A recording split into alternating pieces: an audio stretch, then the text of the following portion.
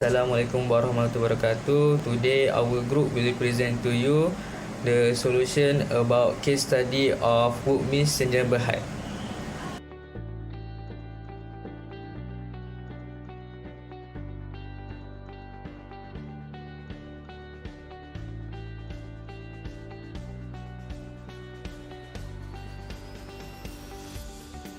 For, for calculation of initial outlay, first we must search for the cost of the machine. So we take the purchase price of new machine, add it with freight expense, installation, import duty and transportation cost. We will get 871,650. We will also add the working capital, increase in inventory, and we will get 898,650 for the initial outlay. For this question, firstly, we need to identify the benefit of cash inflow. There are two key elements here: an increase in sales and a decrease in salaries. For sales, the new machine is expected to generate additional revenue. The projected sales are 530,000 ringgit for the first 3 years and 783,000 ringgit for the next 3 years. By subtracting the current sales of 270,300 ringgit, we calculate the increase in sales as 312,700 ringgit for the first 3 years and 565,700 ringgit for the next 3 years. Next, the new machine also helps reduce salaries. Currently, the company spends 103,000 ringgit on salaries. With the new machine, salaries will be reduced to 75,000 ringgit for the first 3 years and 68,200 ringgit for the next 3 years. This results in salary saving of 28,000 ringgit for the first 3 years and 34,800 ringgit for the next 3 years. For the second step, now let's move on to the cost.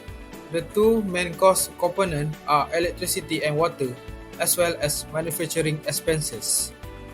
Electricity and water costs will increase from 130,000 ringgit to 150,000 ringgit, resulting in an additional cost of 20,000 ringgit for both periods.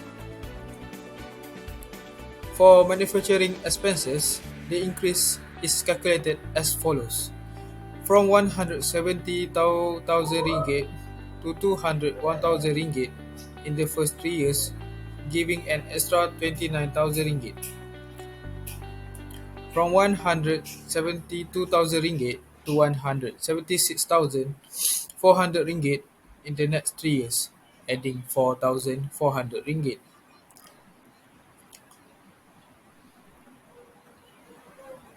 Next, depreciation is an important non-cash expense that must be considered. The total cost of the machine, including freight and installation, is 871,650 ringgit. Subtracting the scrap value of 446,898 ringgit, the depreciable amount is 424,752 ringgit. Using the straight line depreciation method over 6 years, the annual depreciation comes to 70,792 ringgit for both periods.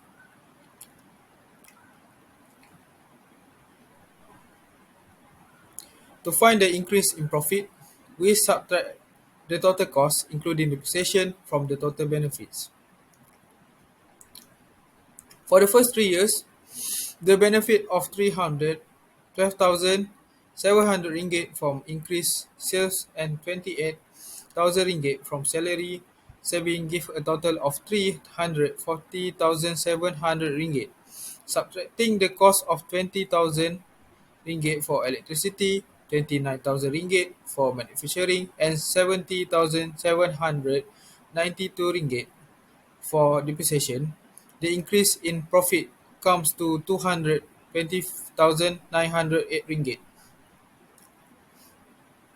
For the next 3 years, the benefit of 565,700 ringgit from increases and 34,800 ringgit from salary savings give a total of 600,500 ringgit. After deducting the cost of 20,000 ringgit for electricity, 4,400 ringgit for manufacturing and 70,792 ringgit for depreciation, the increase in profit is 505,308 ringgit.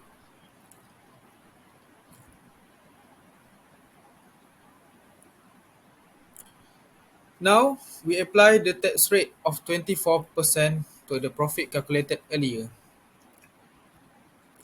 For the first 3 years, 24% of 220,908 ringgit result in a tax amount of 53,018 ringgit. For the next 3 years, 24% of 505,308 ringgit results in a tax amount of 121,274 ringgit.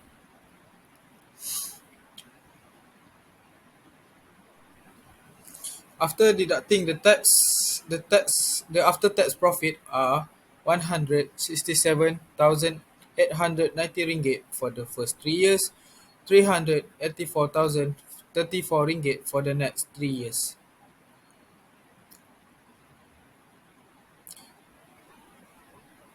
Since depreciation is a non-cash expense, we add it back to the after-tax profit.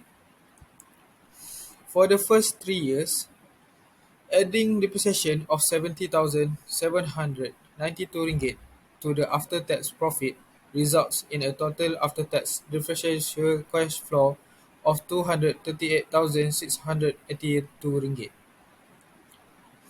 For the next 3 years, adding depreciation results in a total after-tax depreciation cash flow of 454,826 ringgit.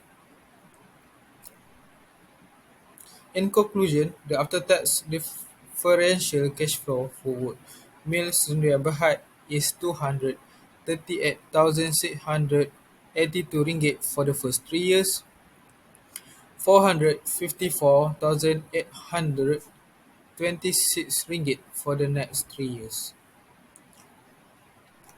By following this step-by-step approach, we can clearly determine the project's financial feasibility and provide useful insight for decision making. So for the calculation of terminal value, we must take the salvage value 446,898, add it with working capital of 27,000, we will get 473,898.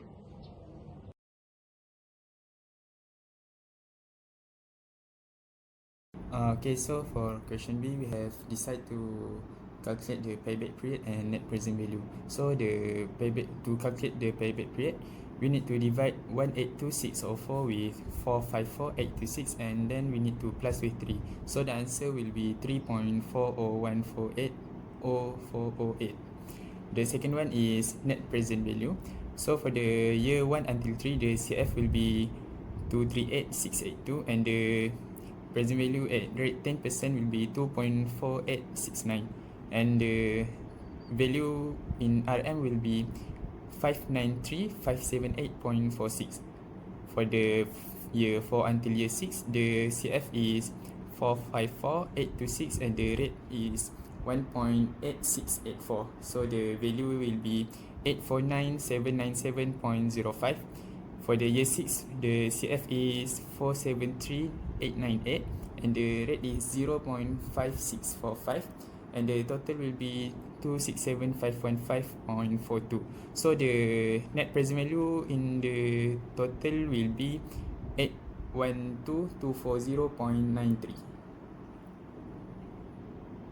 So for question C, the question asks to explain the tax implication if Wood Mills Sdn Bhd have decided to dispose of their old machine.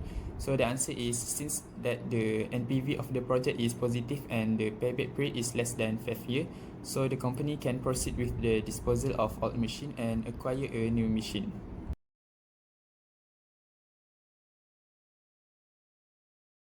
And the last one is question D asks us to discuss the investment appraisal process assigned and provide advice on the action that need to be taken by Wood Mills Sdn Bhd using the selected decision making technique.